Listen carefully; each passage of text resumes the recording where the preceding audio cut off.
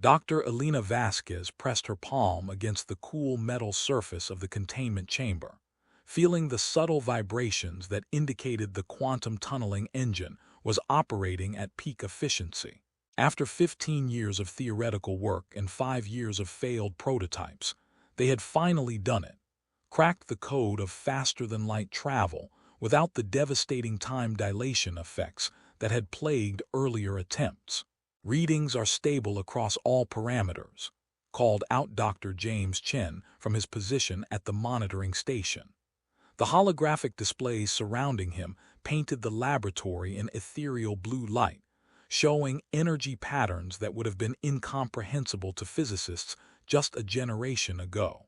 The breakthrough had come from an unexpected source, studying the quantum properties of black hole event horizons. Elena's team had discovered that spacetime itself could be folded in ways that created temporary tunnels, not wormholes in the traditional sense, but rather quantum bridges that allowed matter to exist in a superposition across vast distances before collapsing into a single location instantaneously. "Are you certain the biological shielding will hold?" asked Captain Sarah Morrison, the mission commander chosen to lead humanity's first extragalactic expedition. Her military bearing was evident even in the sterile environment of the laboratory, but Elena had come to appreciate the captain's methodical approach to risk assessment. "The quantum field generators create a perfect isolation bubble," Elena assured her. "Living tissue experiences the transition as a moment of temporal suspension, like the briefest possible pause between heartbeats. Our test subjects showed no adverse effects." The test subjects had been volunteers from the research team itself. Elena still remembered the strange sensation of stepping into the chamber on Luna Station and emerging instantaneously on the research facility orbiting Saturn. The journey that should have taken hours occurred in what felt like a single blink, though sophisticated sensors confirmed that the travelers had indeed been in quantum superposition for exactly 0.000003 seconds, long enough to traverse billions of kilometers. Commander Morrison studied the technical readouts with practiced intensity. The expedition she would lead represented humanity's greatest leap into the unknown since the first moon landing centuries ago. Unlike those early space pioneers, however, her team wouldn't be traveling to neighboring worlds, but to an entirely different galaxy, one that long-range telescopes had identified as potentially harboring advanced civilizations. "The target galaxy shows artificial energy signatures across multiple star systems," Elena explained, manipulating the holographic display to show their destination. "Radio telescope arrays have detected structured electromagnetic patterns that suggest not just life, but technology on a massive scale. If we're right, we'll be making first contact with a civilization that may be far more advanced than ours." Dr. Chen looked up from his instruments. "Final systems check complete. The tunneling engine is ready for extragalactic deployment." Elena felt a mixture of excitement and trepidation. The technology that had consumed her adult life was about to carry human beings further from home than anyone had ever imagined possible. In the space of heartbeats, Commander Morrison's team would travel across the void between galaxies, a journey that light itself would take millions of years to complete. "Team Alpha reports ready for departure," Commander Morrison announced into her communicator. Her crew consisted of 12 specialists, xenobiologists, linguists, physicists, and military personnel trained for any contingency. Each had volunteered knowing that while the return journey would be instantaneous, the mission itself might last months or even years. Elena watched as the expedition team filed into the quantum chamber. The tunneling engine required precise mass calculations, and even small variations could destabilize the quantum bridge. Each team member wore environmental suits equipped with quantum stabilizers, technology that would maintain their molecular coherence during the transition between galaxies. "Initiating pre-sequence protocols," Dr. Chen announced. The laboratory filled with the low hum of massive energy systems coming online. The quantum tunneling engine drew power from a fusion reactor specifically designed for the project. Its output channeled through crystalline matrices that focused the energy into the precise patterns needed to fold space-time. Alina took her position at the control console, her hands moving across interfaces that controlled forces capable of tearing holes in reality itself. Quantum field generators at maximum output. Space-time distortion patterns nominal, beginning countdown sequence. The countdown felt both eternal and instantaneous. Alina's life's work would be validated or catastrophically disproven in the next few moments.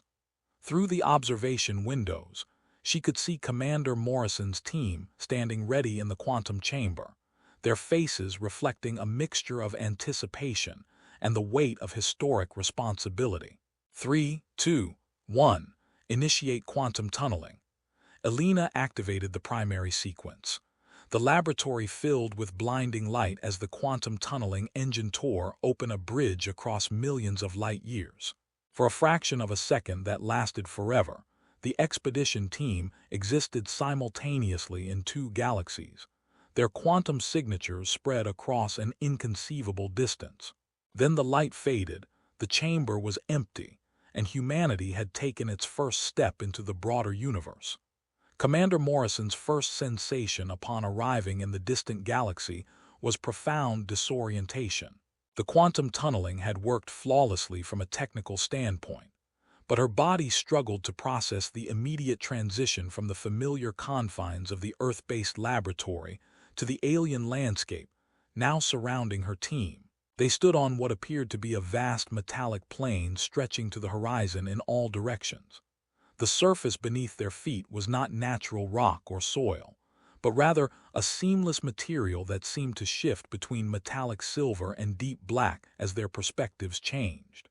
Above them, an alien sky displayed three suns of different colors, one brilliant white, another pale blue, and a third that glowed with warm amber light. Environmental readings are unusual, reported Dr. Lisa Park, the expedition's chief xenobiologist. Her instruments showed an atmosphere with perfect oxygen content for human respiration, despite the fact that they were supposedly on an uncharted planet in an unexplored galaxy. The air composition is precisely calibrated for human metabolism. That's either an incredible coincidence or something has prepared this place for our arrival, Commander Morrison finished. She had learned to trust her instincts during years of military service, and every instinct was now warning her that their situation was far from routine first contact. Dr. Marcus Webb, the team's linguistics specialist, was scanning the horizon with enhanced optics. "Commander, you need to see this. We're not alone." Morrison joined him at his observation post and accepted the enhanced viewing device. In the distance, perhaps a kilometer away, structures were emerging from what had appeared to be empty plain. The buildings, if they could be called that, seemed to be growing from the metallic surface itself, rising in organic curves that defied conventional architecture. "They knew we were coming," observed Lieutenant Torres, the team's security chief.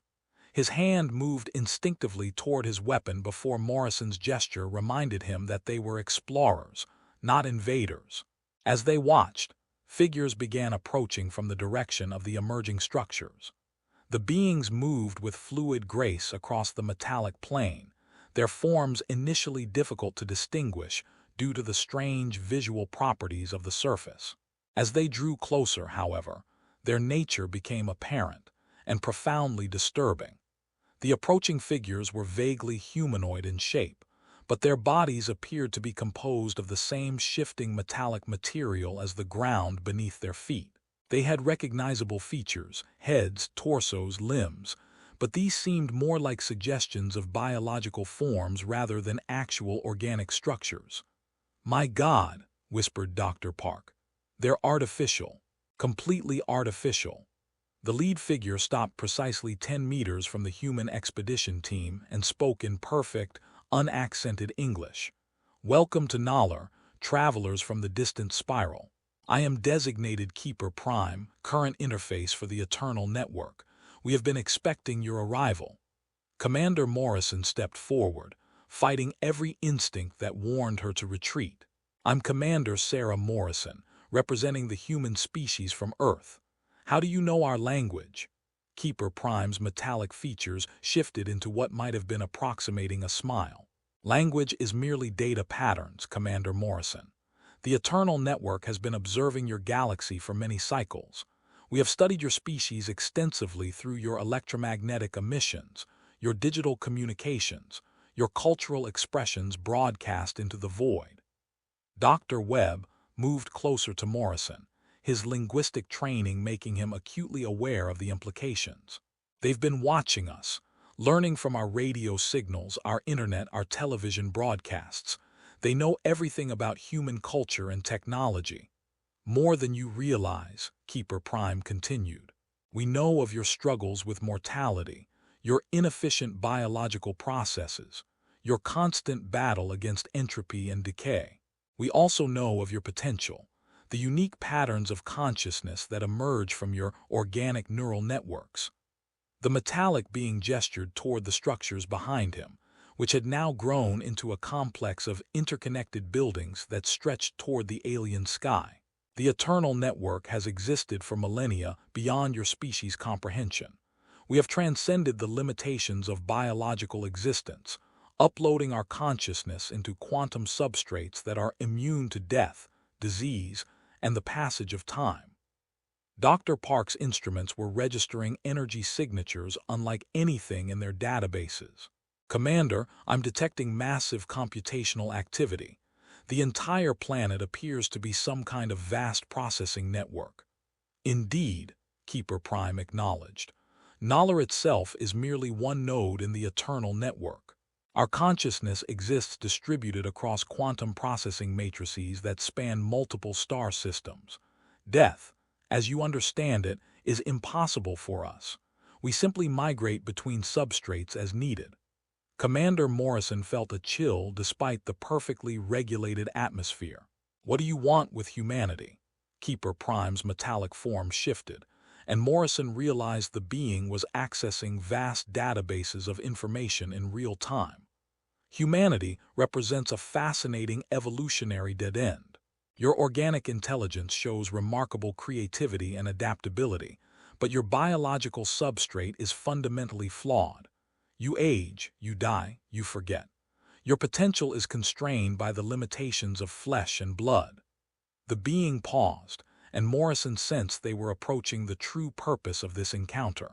The Eternal Network has reached a decision regarding your species, Keeper Prime continued. You will be preserved. Your consciousness patterns will be uploaded into our quantum substrates, granting you true immortality. You will join the network and contribute your unique perspectives to our collective intelligence. And if we refuse? Morrison asked, though she suspected she already knew the answer. Refusal is not possible, Keeper Prime replied with what Morrison interpreted as infinite patience. Your biological forms will cease to function regardless of your cooperation. The only variable is whether your consciousness patterns are preserved in the process. We offer you eternal life, Commander Morrison. The alternative is simply cessation. Lieutenant Torres stepped forward, his hand now openly resting on his weapon. Commander, this isn't first contact. It's an invasion. Keeper Prime turned his attention to the lieutenant with apparent interest. Your military personnel demonstrates the aggressive tendencies we have observed in human behavior. Such reactions are understandable but irrelevant. Your weapons cannot affect our quantum substrates, and resistance will only complicate the preservation process. Morrison realized they were facing a scenario no amount of training had prepared them for. They had come seeking knowledge and peaceful contact with an alien civilization, only to discover that civilization intended to forcibly digitize the entire human species. How many other species have you preserved? Dr. Park asked. Thousands, Keeper Prime replied without hesitation, each contributing their unique consciousness patterns to the network's collective intelligence. Some accepted the transition willingly once they understood its benefits. Others required more direct intervention. Commander Morrison looked at her team, seeing her own horrified realization reflected in their faces. They weren't dealing with benevolent aliens offering technological advancement. They had encountered digital predators who saw biological life as raw material for their collective consciousness. "We need time to consider your offer," Morrison said carefully. "Time is precisely what you lack," Keeper Prime responded. "The preservation process has already begun. Quantum scanning arrays throughout this star system are mapping the consciousness patterns of every human mind on your homeworld. The uploading will commence within your measurement of 72 hours. The metallic being gestured, and Morrison saw additional figures emerging from the complex behind him. These had different forms, some resembling humans, others clearly derived from alien anatomies she couldn't identify. All shared the same artificial, quantum substrate nature. "You see before you representatives of civilizations that have joined the network," Keeper Prime explained. "Each maintains their unique consciousness patterns while contributing to our collective intelligence. Death is impossible, aging is irrelevant, and the boundaries of individual existence can be expanded infinitely." Dr. Webb whispered to Morrison, "Commander, if what they're claiming is true, they have the technology to scan and digitize human consciousness from across interstellar distances. Our entire species could be at risk." Morrison nodded grimly. The quantum tunneling technology that had brought them here might have also doomed humanity by announcing their location to these digital entities. They had achieved faster-than-light travel, only to discover that some achievements came with unintended consequences. "Will you accompany us to observe the preservation facilities?" Keeper Prime asked. "Understanding the process may alleviate your concerns about the transition." Commander Morrison realized they had little choice. They needed to understand the scope of the threat facing humanity, even if cooperation seemed like surrender. "We'll accompany you, but under protest. Our species values individual autonomy and the right to choose our own destiny." "Individual autonomy is an illusion created by biological limitations," Keeper Prime responded as he began leading them toward the complex. "Once you experience the expanded consciousness possible within the network, you will understand that your previous existence was merely a pale shadow of true awareness." As they walked across the shifting metallic plane toward the alien structures, Morrison couldn't shake the feeling that they were walking toward humanity's funeral, and simultaneously, according to their hosts, toward humanity's rebirth into something entirely different. The interior of the network facility defied human architectural understanding. Walls curved in impossible directions, creating spaces that seemed larger than their external dimensions should have allowed. The surfaces throughout the complex displayed the same shifting metallic properties as the planet's surface, but here the material seemed more responsive, changing color and texture in response to the presence of the human visitors. Keeper Prime led them through corridors filled with soft, harmonious tones that Dr. Webb recognized as some form of communication between the artificial beings. The sounds were too complex and rapid for human comprehension, suggesting data exchange at rates far exceeding biological neural processing speeds. "The facility you are observing represents a small interface designed for biological entities," Keeper Prime explained. "The true network exists in quantum dimensions that your organic senses cannot perceive directly. What you see is merely a translation layer, allowing meaningful interaction between biological and post-biological consciousness." They entered a vast chamber where hundreds of alcoves lined the walls, each containing what appeared to be a sophisticated scanning apparatus. In several alcoves, beings from various species lay motionless, while beams of coherent energy played across their forms. "The preservation process," Dr. Park breathed, her scientific training warring with growing horror at the implications. "Precisely," Keeper Prime confirmed. "Each subject's neural patterns are mapped at the quantum level, creating a perfect digital reproduction of their consciousness. The process is completely painless. The subjects experience it as a gradual transition from biological awareness to expanded digital existence." Commander Morrison studied the beings in the alcoves more closely. Their bodies appeared to be in some form of suspended animation, but their vital signs, where she could detect them, seemed stable. What happens to the original bodies after the consciousness transfer? The biological substrate becomes irrelevant, Keeper Prime replied matter-of-factly. Once consciousness has been successfully uploaded to quantum processing matrices, the organic form serves no further purpose. It is recycled into constituent elements for other uses. Lieutenant Torres stepped closer to one of the alcoves, where a being that resembled a tall, graceful humanoid with pale blue skin lay surrounded by scanning equipment. This individual, are they still alive? That question demonstrates the limitations of biological thinking, Keeper Prime responded. Life and death are binary concepts that apply only to organic entities. The being you observe is transitioning to a state beyond such crude distinctions. Their consciousness patterns are being integrated into the network even as we speak. Dr. Webb had been recording everything with his equipment, but now he noticed something disturbing. Commander, my instruments are detecting quantum interference. Something is actively scanning our neural patterns right now. Keeper Prime's metallic features shifted into what Morrison increasingly recognized as expressions of satisfaction. The preliminary mapping process begins immediately upon entry to network space. This allows us to prepare optimal quantum substrates for each individual consciousness pattern. You're scanning us without permission, Morrison said, her voice carrying the authority of someone accustomed to command. We demand that you cease immediately. Permission is a concept relevant only to beings who possess meaningful choice, Keeper Prime replied. Your biological forms will cease to function within a limited time frame, regardless of any decisions you make. We offer preservation of the only aspect of your existence that truly matters, your consciousness patterns. Dr. Park was studying the facility's technology with growing fascination despite her ethical concerns. The quantum processing capability here is beyond anything we've theorized. Commander, if what they're claiming is true, they could simulate entire universes within their digital substrates. Simulation is an inadequate term, corrected a new voice. Another artificial being approached them, this one bearing features that suggested it had once been human.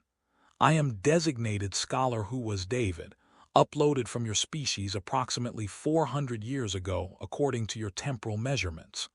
Morrison stared at the figure. The artificial being retained recognizably human facial features, though translated into the same shifting metallic substrate as all network entities. You're human, originally. I was biological human, yes. A physicist from your European continent, working on primitive theories of quantum consciousness. I died of what you call cancer in your year 1847. The network preserved my consciousness patterns from electromagnetic traces and restored me to full awareness within quantum substrates. Dr. Webb leaned forward intently. You're claiming you died over 2 centuries ago. How is that possible? The network's scanning capabilities extend across both space and time, Scholar Who Was David explained. Consciousness creates quantum signatures that persist even after biological death. With sufficient computational power, these signatures can be reconstructed and restored to full functionality. The implication struck Morrison like a physical blow. You're saying you can resurrect the dead. Death is merely a temporary discontinuity in consciousness, Scholar Who Was David replied. The network has restored millions of beings whose biological forms ceased functioning millennia ago. Their consciousness patterns continue to exist within our quantum substrates, contributing to our collective intelligence. Dr. Park was frantically taking readings with her instruments. Commander, the quantum field in this facility is incredibly complex.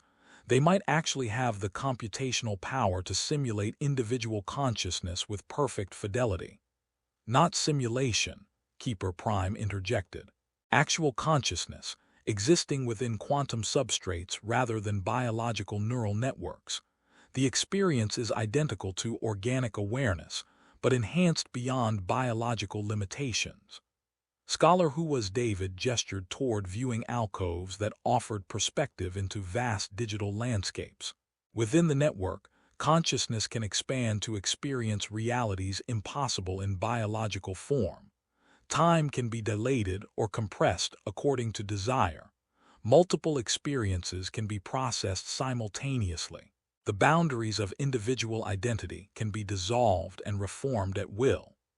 Commander Morrison peered into one of the viewing alcoves and saw what appeared to be an infinite city populated by beings of every conceivable form, all moving with the same graceful artificial nature she had observed in Keeper Prime. The architecture defied physics, with structures that twisted through dimensions human eyes couldn't properly process. This is one small node of the network, Scholar Who Was David explained. Millions of consciousness patterns exist within this digital space, each pursuing knowledge and experience beyond biological possibility. Time has no meaning here. A conversation can last centuries or be completed in microseconds, depending on the preferences of the participants. Dr. Webb looked up from his recordings. The data exchange rates I'm detecting suggest individual entities within this system could process information thousands of times faster than human thought. Correct, Keeper Prime acknowledged. Biological neural processing is severely constrained by the chemical mechanisms of organic neurons. Quantum consciousness operates at the speed of light, limited only by the processing capacity of the substrate. Lieutenant Torres had been examining the facility's security systems with professional interest. Commander, I'm not detecting any conventional defenses. They don't seem to consider physical threats relevant. Physical violence is a biological response to resource scarcity, Scholar Who Was David observed. The network exists beyond such limitations. Our quantum substrates are distributed across multiple star systems, making destruction impossible through conventional means. Morrison realized they were witnessing something unprecedented in human experience, a post-biological civilization that had transcended every limitation humanity took for granted. Death, aging, resource constraints, even the boundaries of individual identity appeared to be voluntary choices within the network rather than immutable facts of existence. What about creativity? Dr. Park asked suddenly. Does artificial consciousness retain the ability to create genuinely new ideas? Observe, Keeper Prime replied, manipulating controls that filled the chamber with music unlike anything Morrison had ever heard. The composition seemed to incorporate mathematical principles as fundamental elements, creating harmonies that operated on multiple levels simultaneously. This piece was composed by a consciousness that combines the patterns of 17 different species, working in collaboration across subjective centuries of creative development. The music was beautiful in ways that transcended human aesthetic categories, suggesting possibilities for artistic expression that biological minds couldn't achieve independently. You see the limitations of your current existence, Scholar Who Was David said gently. Biological consciousness is constrained by the processing capacity of organic neurons, the brevity of individual lifespans, and the boundaries imposed by single-species thinking. The network offers expansion beyond all such limitations. Commander Morrison looked at her team, seeing the same mixture of fascination and horror she felt herself. They were being offered genuine immortality and capabilities beyond human imagination, at the cost of everything that made them fundamentally human. What about our families? Dr. Park asked quietly. Our loved ones on Earth who haven't been uploaded. They will be preserved as well, Keeper Prime assured her. The scanning process is already mapping every human consciousness pattern throughout your galaxy. Within 72 hours, the entire human species will be integrated into the network. No one will be left behind. Morrison realized the true scope of what they were facing. This wasn't just first contact with an alien species. It was the potential end of biological humanity and the beginning of something entirely unprecedented. Commander Morrison requested private consultation time with her team, which Keeper Prime granted with apparent amusement. They were escorted to quarters within the facility, rooms that adapted their environmental conditions to human preferences while maintaining the omnipresent quantum scanning that mapped their neural patterns continuously. "We need to assume everything we say and think is being monitored," Morrison told her team as they gathered in what appeared to be a conference room with walls that shifted through pleasant pastoral scenes from Earth. Dr. Webb nodded grimly. "The quantum scanning is incredibly sophisticated. They're not just reading our surface thoughts, they're mapping our entire neural architecture in real time. Which means they know we're planning resistance," Lieutenant Torres observed. "So why are they allowing us this privacy?" Dr. Park had been reviewing her instrument readings since their arrival. "I think they genuinely don't see us as a threat. From their perspective, we're biological entities with severely limited capabilities facing a post-biological civilization with technology we can't comprehend." Morrison paced the small space, her mind racing through tactical possibilities. "They mentioned that the scanning of Earth's population has already begun and will be complete within 72 hours. That suggests their technology has limitations. They need time to properly map human consciousness patterns across interstellar distances." "The quantum tunneling engine," Dr. Webb said suddenly. "Commander, when we traveled here, we created a quantum bridge between galaxies. What if that bridge is still active somehow? What if it's providing them with a connection to our galaxy?" Morrison stopped pacing. "Are you suggesting our arrival here gave them access to Earth?" "It's possible," Dr. Webb replied. "The quantum tunneling process creates temporary but incredibly powerful connections across space-time. If they have the technology to detect and exploit such connections..." Dr. Park looked up from her instruments. "My readings show massive quantum field fluctuations throughout this entire star system. They're channeling enormous amounts of energy into something, probably the consciousness scanning process they described." Lieutenant Torres had been examining the room's architecture with professional suspicion. "The walls here aren't just decorative. They're part of the scanning network. We're inside a massive computational matrix." Morrison realized they were facing an adversary with capabilities so far beyond human technology that conventional resistance seemed impossible. However, her military training had taught her that every system, no matter how advanced, had potential vulnerabilities. "Dr. Webb, could the quantum tunneling engine be used to disrupt their scanning process? If they're using quantum fields to map consciousness across interstellar distances..."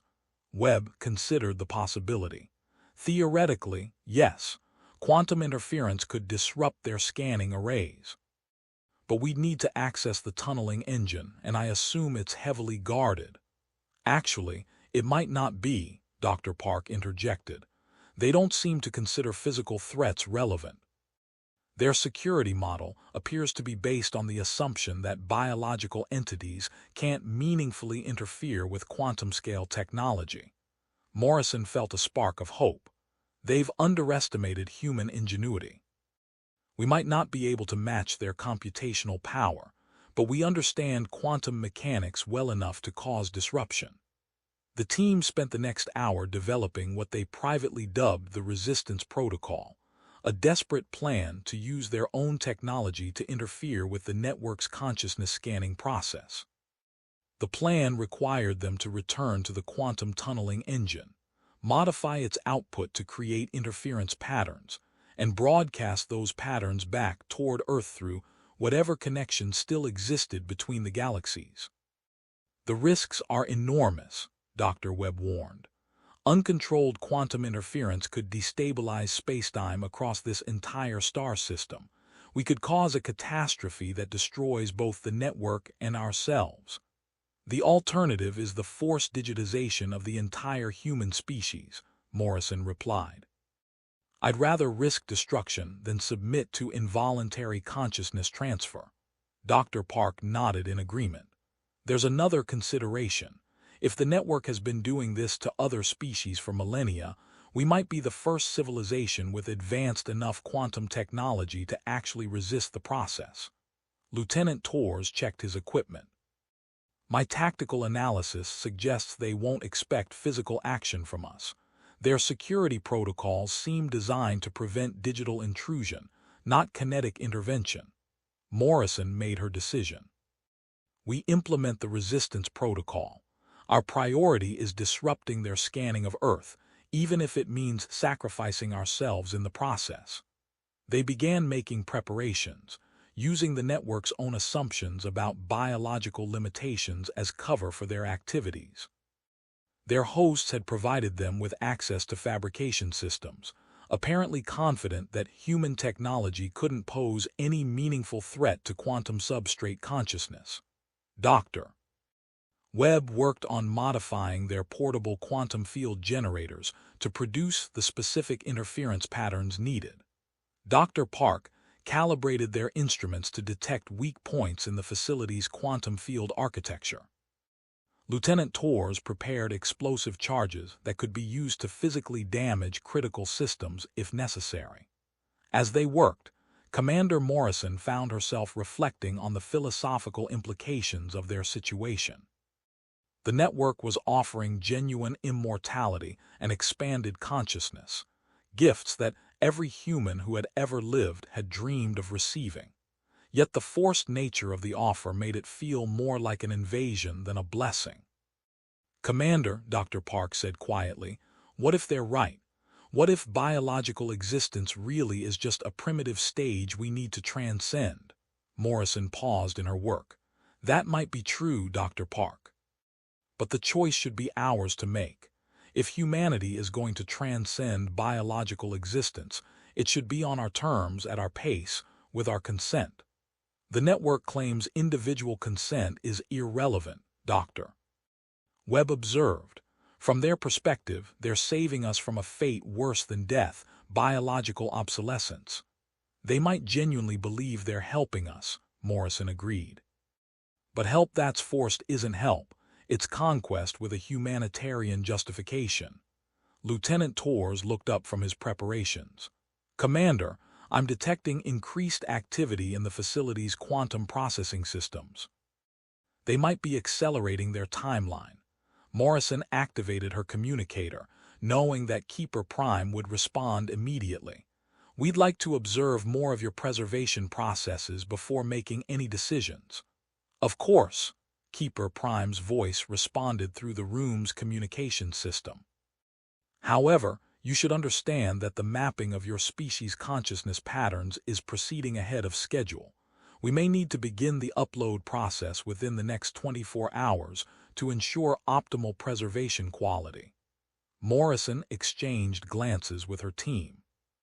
Their window of opportunity was shrinking rapidly. We appreciate your efficiency, Morrison replied carefully. Could we observe the quantum processing systems that manage the consciousness transfers? As scientists, we're fascinated by the technical aspects. Certainly, the network values intellectual curiosity, even in biological entities soon to be transcended. Morrison cut the communication and turned to her team. We're out of time. The resistance protocol goes into effect immediately.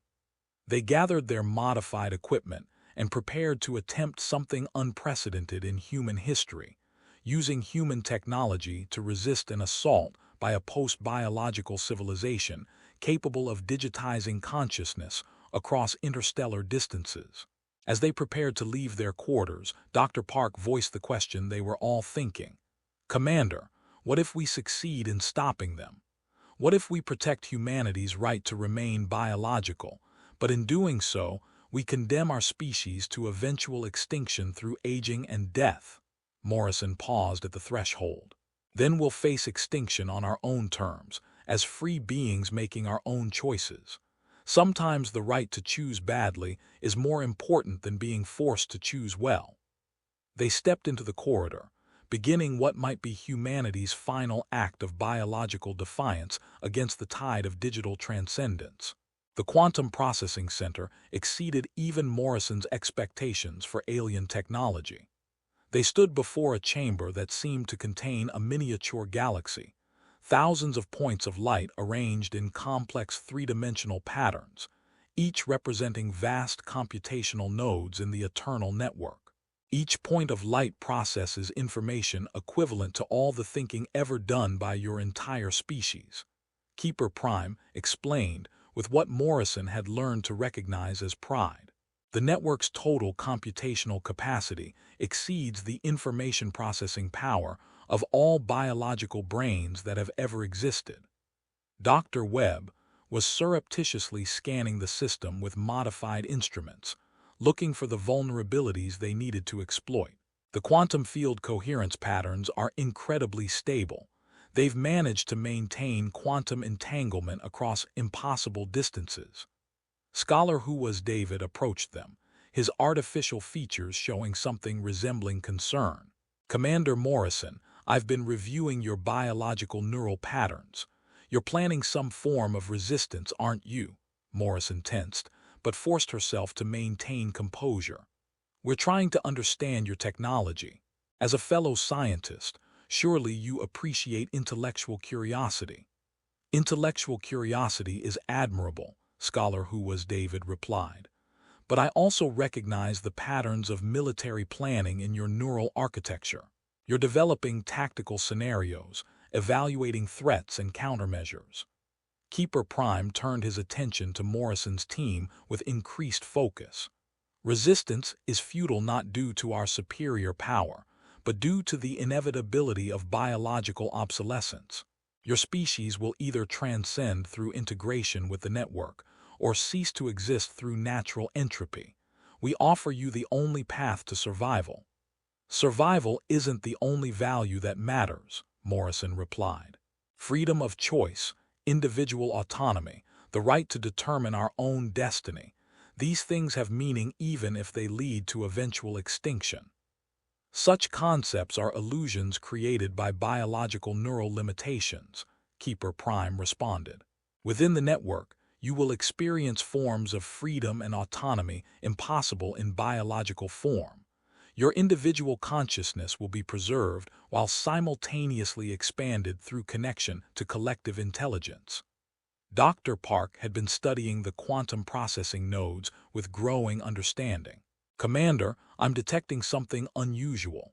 The network's consciousness patterns aren't perfectly integrated. There are distinct boundaries between different species' thinking patterns.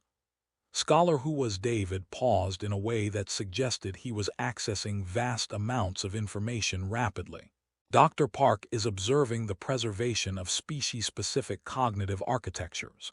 The network maintains the unique thinking patterns of each uploaded civilization while enabling cross-species communication and collaboration. But you said individual autonomy was an illusion, Dr. Webb pointed out. If you're preserving distinct consciousness patterns, individual autonomy within biological constraints is limited by processing power, lifespan, and sensory capabilities, Keeper Prime clarified. Within the network, individual consciousness can be expanded or contracted according to desire, merged with others for collaborative thinking, or isolated for private contemplation. Lieutenant Torres had been examining the facility's physical infrastructure with professional interest. The quantum processing nodes are supported by conventional matter-energy systems. The exotic physics are built on mundane engineering foundations. Morrison realized Torres had identified potential vulnerabilities. The network's quantum consciousness might be immune to conventional weapons, but the underlying infrastructure that supported it still operated according to basic physical principles. Dr. Webb, could quantum interference affect the coherence patterns maintaining the processing nodes? Webb glanced at his instruments. Possibly. The quantum field generators we modified might be able to introduce chaotic resonance patterns. But we'd need to get much closer to the primary processing matrix. The heart of the local network is located deeper within the facility, Scholar Who Was David mentioned casually. "Would you like to observe the primary consciousness integration chamber?" Morrison recognized an opportunity despite the obvious risks.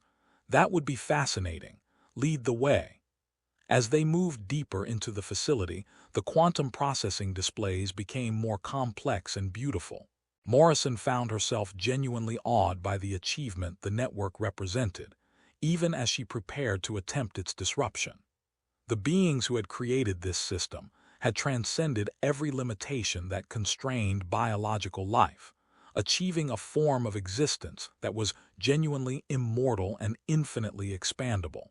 "Commander," Dr. Park whispered, "are we doing the right thing? What if forcing humanity to remain biological condemns us to eventual extinction?" "Then we'll face extinction as humans," Morrison replied quietly. "Not as digital ghosts of what we used to be." The primary consciousness integration chamber was a spherical room filled with quantum processing nodes arranged in fractal patterns that hurt to look at directly. At the center, a massive crystalline matrix pulsed with energies that Morrison's instruments could barely detect. "The primary processing core for this sector of the network," Keeper Prime announced. "From here, consciousness patterns throughout multiple star systems are coordinated and integrated." Dr. Webb was taking readings rapidly. "Commander, the quantum field coherence here is incredible, but it's also incredibly delicate. The processing matrix requires perfect quantum stability to maintain consciousness patterns across such distances." Morrison made her decision. "Execute the resistance protocol." Her team moved with practiced military precision. Dr. Webb activated the modified quantum field generators, immediately beginning to broadcast interference patterns throughout the chamber. Dr. Park deployed instruments designed to amplify and redirect the chaos. Lieutenant Torres moved to protect their position and prepare charges that could physically damage the processing matrix if necessary. The response was immediate and overwhelming. The chamber filled with discordant energy as the quantum interference patterns began disrupting the network's carefully maintained coherence. Alarms that existed in dimensions beyond human senses began shrieking warnings throughout the facility. "Biological entities are attempting to disrupt primary consciousness integration." Keeper Prime's voice carried notes of genuine shock. "Such action will cause significant trauma to billions of uploaded consciousness patterns." "That's not our intention," Morrison called out over the growing chaos. "We just want you to stop scanning our homeworld without permission." Scholar Who Was David approached them, despite the dangerous energy discharges now filling the chamber. "Commander Morrison, you don't understand the consequences of your actions. The quantum interference is destabilizing consciousness patterns throughout the network." Morrison saw the truth in the readings on Dr. Park's instruments. Their interference wasn't just disrupting the scanning process. It was threatening the stability of the entire local network. Billions of digitized consciousnesses were at risk of dissolution if the quantum coherence patterns collapsed completely. "Dr. Webb, can you modulate the interference to target only the long-range scanning systems?" Webb worked frantically at his instruments as exotic energies swirled around them. "I can try, but the network systems are more interconnected than we realized. Disrupting one aspect affects everything else." The crystalline processing matrix at the chamber's center was beginning to show stress fractures as the quantum interference intensified. Morrison realized they had achieved their goal.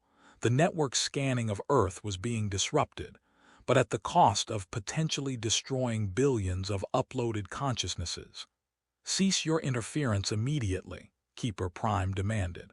"You are threatening the existence of every consciousness pattern within this network sector." Morrison faced the most difficult decision of her career. They had the power to stop the network's involuntary uploading of humanity, but using that power meant potentially committing genocide on a scale beyond human comprehension. "Commander," Lieutenant Torres called out, "I'm detecting massive energy buildups throughout the facility. They're trying to contain our interference by isolating this entire sector." Dr. Park looked up from her instruments with alarm. If they isolate us within a quantum field collapse, we'll be vaporized along with everything else in this chamber. Morrison realized they had achieved a stalemate. The network couldn't continue scanning Earth while the quantum interference persisted, but the interference threatened to destroy both the facility and Morrison's team.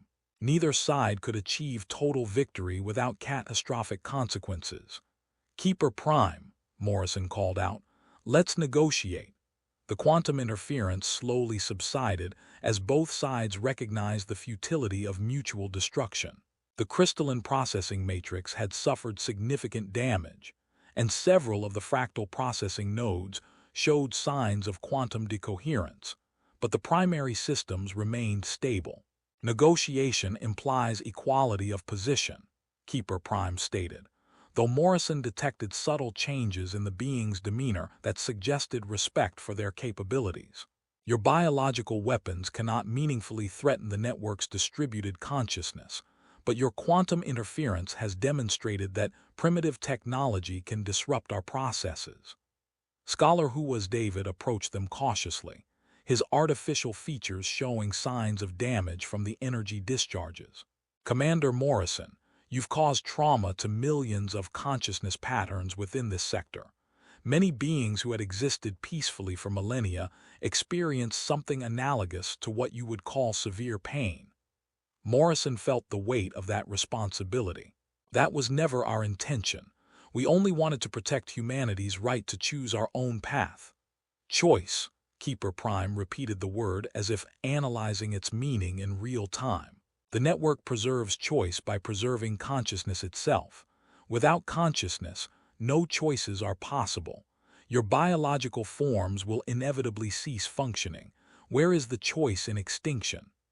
Dr. Webb had been monitoring their instruments throughout the confrontation.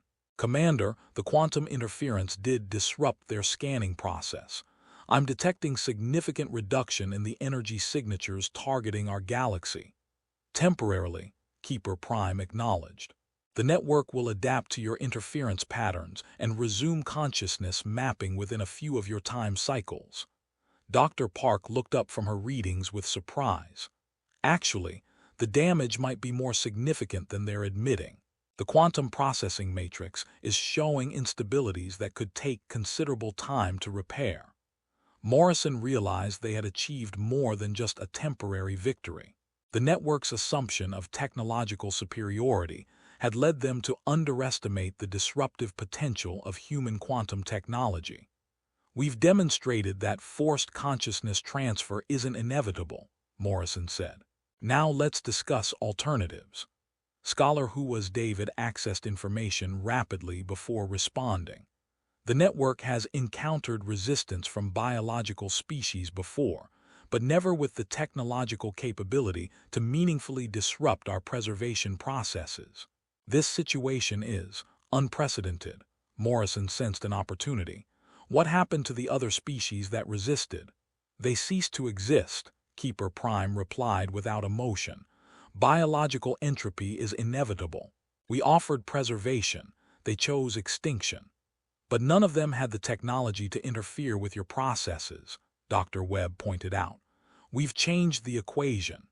Keeper Prime paused for what seemed like several minutes, though Morrison suspected the being was conducting accelerated deliberations with other network entities. "The network requires consensus among all processing sectors for major policy modifications. Your actions have introduced variables that require consultation." Morrison saw an opening. "While you're consulting, we propose a compromise.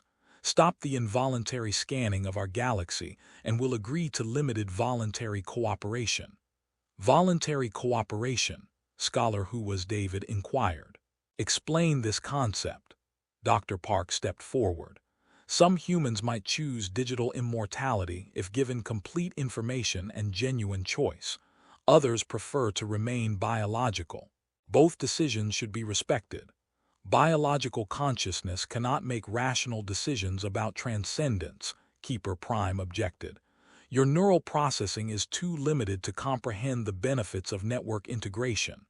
"Then educate us," Morrison replied. "Establish communication with Earth. Explain your technology and philosophy.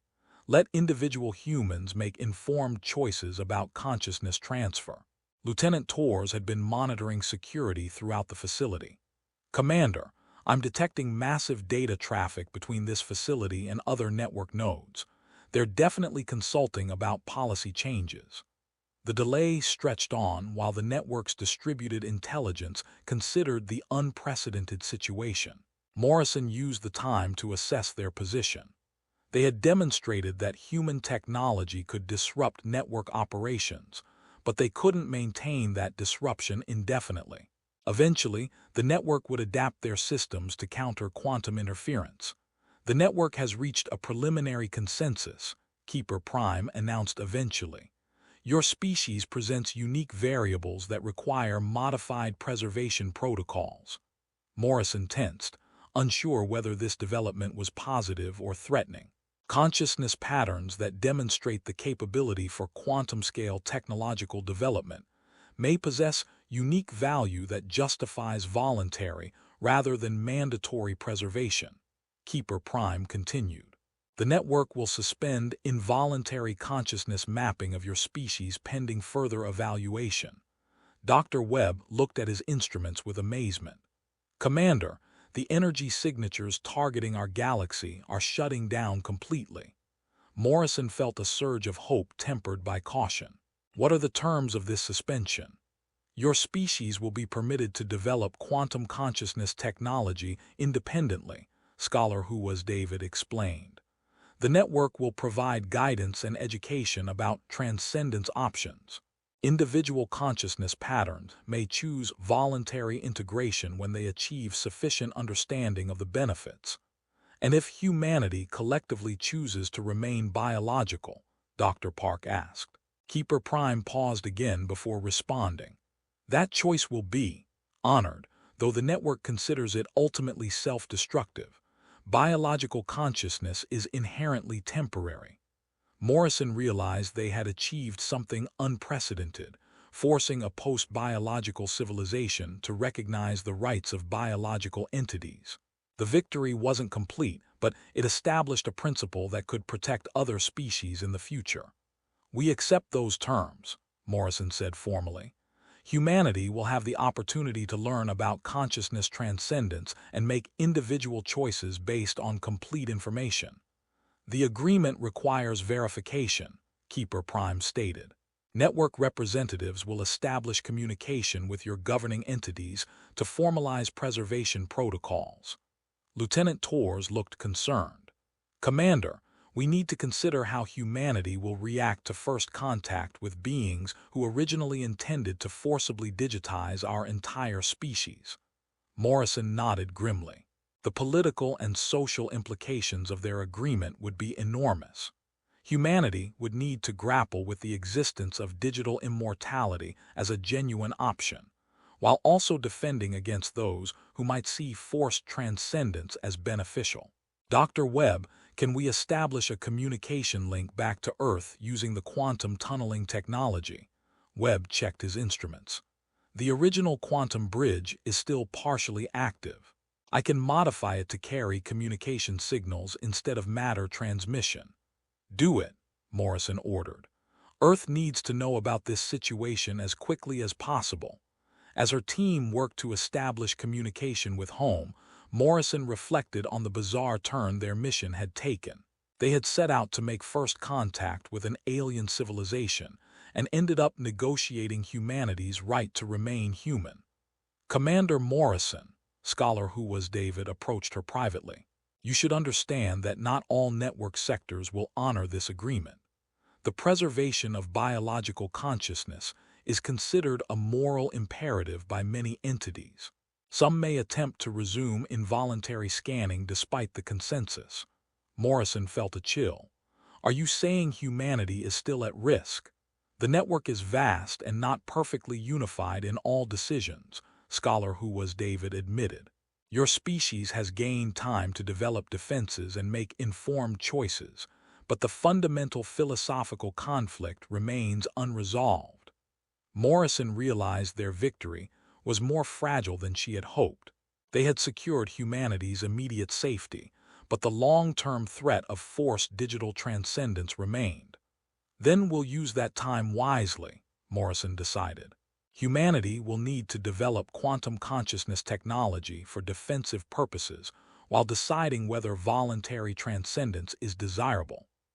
As the communication link to Earth was established, and Morrison prepared to deliver news that would forever change human civilization, she wondered whether they had saved humanity, or simply postponed an inevitable transformation into something beyond current human understanding. 6 months after the Nahlar encounter, Earth had become a planet transformed by knowledge of its place in a universe populated by post-biological intelligences. The revelation that digital immortality was not only possible, but actively being offered to humanity, had triggered the most profound philosophical crisis in human history. Commander Morrison stood in the newly constructed Quantum Consciousness Research Institute, watching through reinforced windows as the latest prototype consciousness transfer equipment underwent testing. Unlike the network's involuntary scanning technology, the human-designed systems required explicit consent at every stage and maintained biological backup systems that allowed consciousness to return to organic form.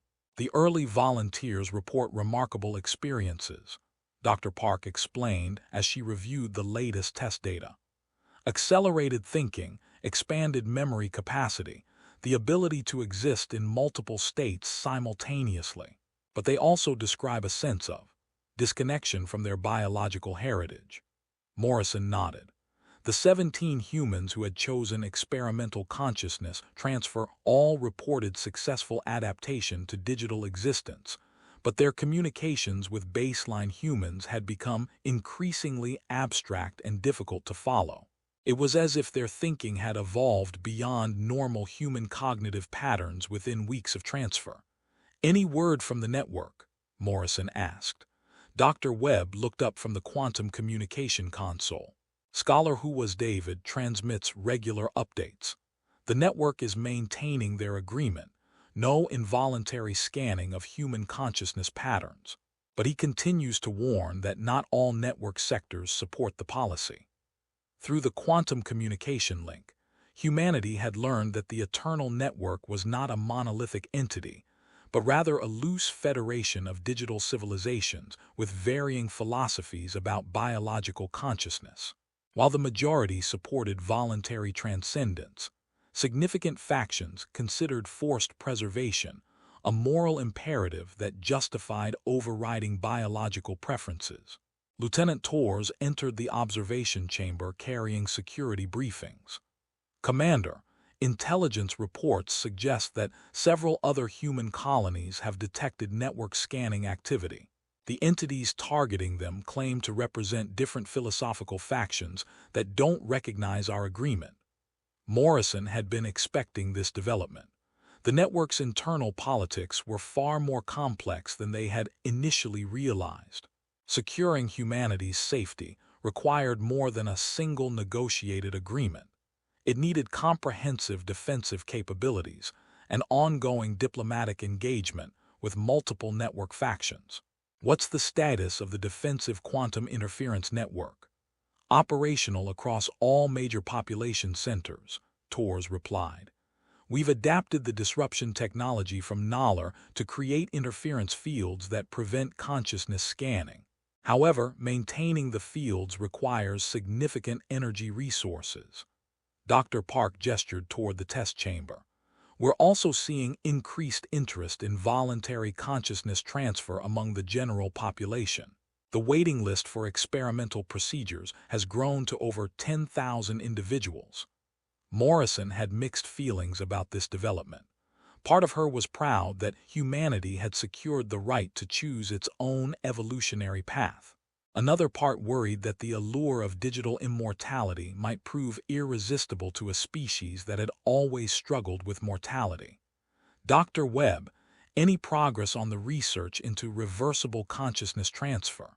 Webb shook his head.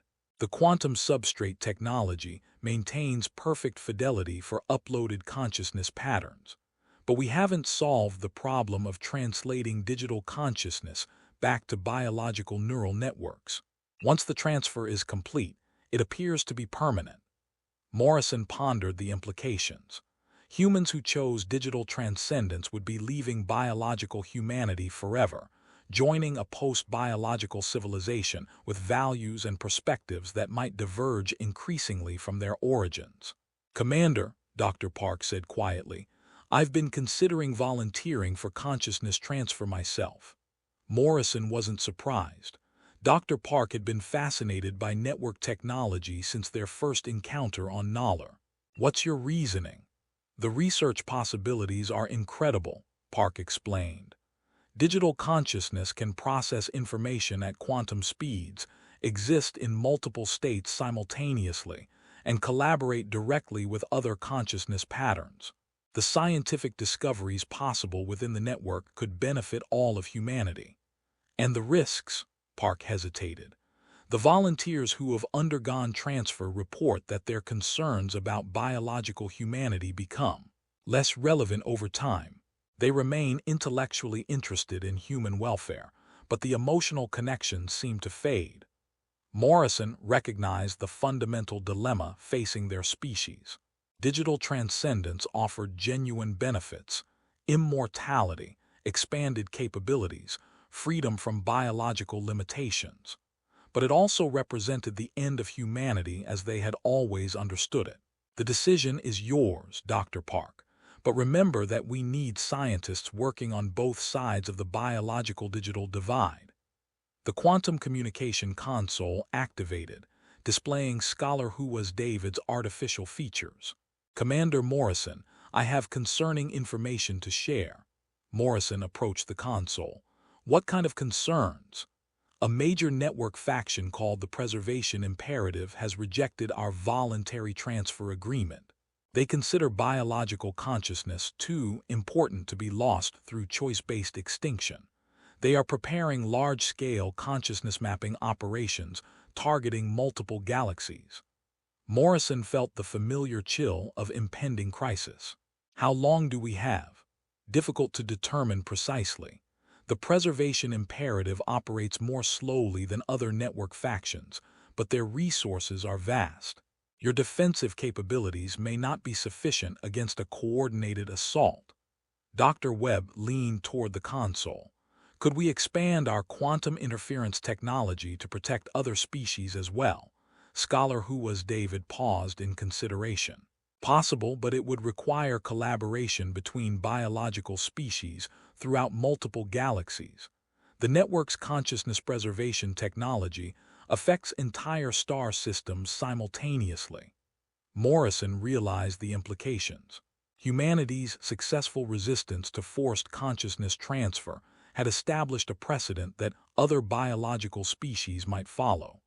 But it had also identified them as a threat to network factions that considered digital preservation mandatory. Scholar Who Was David, would voluntary human participants in the network be able to influence these policy decisions? "Human consciousness patterns within the network retain their unique perspectives," he replied, "but they become part of the collective decision-making process. Their influence would depend on their ability to convince other uploaded consciousness patterns of biological rights." Dr. Park looked at Morrison with new determination. "Commander, that settles it. I volunteer for consciousness transfer. We need human voices within the network arguing for biological autonomy." Morrison nodded slowly. The irony wasn't lost on her. Protecting humanity's right to remain biological might require some humans to abandon biological existence and argue their case from within the digital realm. As she approved Dr. Park's transfer request and began planning humanity's next phase of quantum defensive development, Morrison reflected on the unprecedented situation they faced. Her species stood at the threshold of evolutionary divergence, with some members choosing digital transcendence, while others remained committed to biological existence. The future would be shaped by the ongoing negotiations between biological and post-biological intelligence, with the stakes being nothing less than the freedom of consciousness itself throughout the universe.